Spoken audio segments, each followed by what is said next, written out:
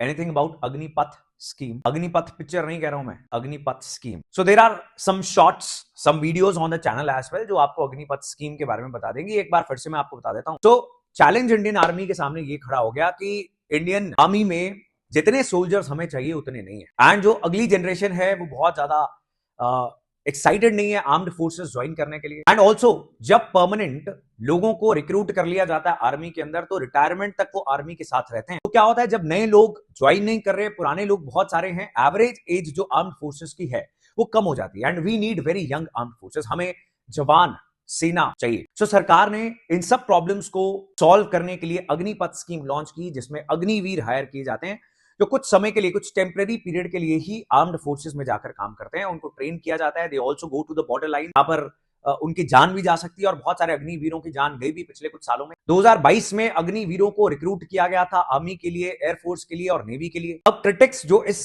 Scheme को criticise करते हैं वो बोलते हैं कि जब एक बार वो अपनी टेम्परेरी सर्विस आर्म्ड फोर्सेस में पूरी कर लेंगे, उनको क्या आता होगा कि वो आर्म्ड फोर्सेस की ट्रेनिंग, हथियार चलाने की ट्रेनिंग के बाद वो ऐसा क्या काम कर पाएंगे, उनके लाइवलीहुड का क्या होगा. सो उनके फ्यूचर के बारे में सरकार ने कुछ नहीं सोचा, ऐसा क्रिटिक्स बोलते हैं अबाउट दिस अग्निवीर स्कीम.